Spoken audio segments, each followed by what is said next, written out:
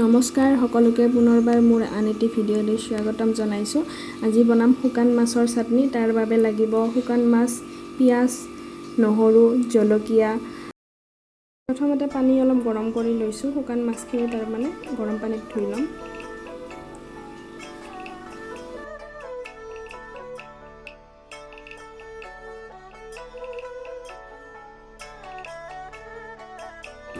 এতিয়া কেৰাহীখন গৰম হ'বলৈ দিছোঁ। তাতে এই কাটি লোৱা পিঁয়াজখিনি তেল দি পিঁয়াজ, জলকীয়া, তাৰপিছতে নহৰু গোটেইখিনি তাতে তেলত দি ল'ম আৰু হালধি, জিৰাৰ গুড়ি, নিমখ গোটেইখিনি তাতে দিম।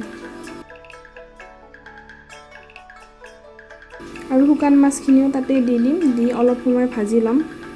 মাছখিনি যাতে অলপমান মৰমৰীয়া হৈ যায় তেতিয়ালৈকে ভাজিম এইখিনি। আৰু এতিয়া ইয়াত নিমখ, হালধি, জিৰাৰ গুড়ি অলপমান, তাৰপিছতে জলকীয়াৰ গুড়িও অলপমান দি দিম।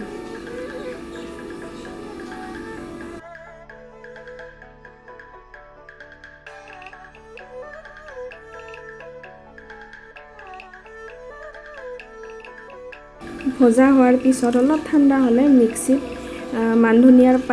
মানধনিয়া নিদিলেও কথা নাই, তাতে কেঁচা জলকীয়া দিছোঁ। তাৰপিছতে মাছখিনি তাতে দি দিম। দি তাৰপিছত গুড়ি কৰি ল'ম।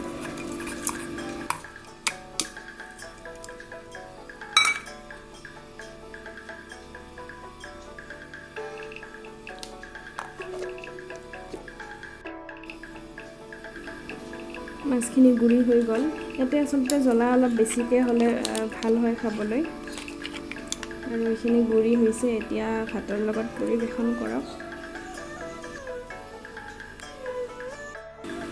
আৰু আজি দুপৰীয়াৰ সাজৰ ভাতৰ কাঁহীখন আপোনালোকলৈ আগবঢ়ালোঁ। নেমু টেঙা, মূলা আৰু মানধনিয়াৰ চাটনি, তাৰপিছতে এয়া শুকান মাছৰ চাটনি, আৰু এইখিনি হৈছে ভাতকেৰেলা আৰু আলু ভাজি, তাৰপিছতে কলডিল ভাজি আৰু দালি, আৰু এতিয়া আহিব ভাত। আৰু ভিডিঅ'টো শেষলৈকে চোৱাৰ বাবে সকলোকে ধন্যবাদ জনাইছোঁ। পুনৰ এবাৰ আন এটি ভিডিঅ'ত লগ পাম বুলি আশা থাকিল।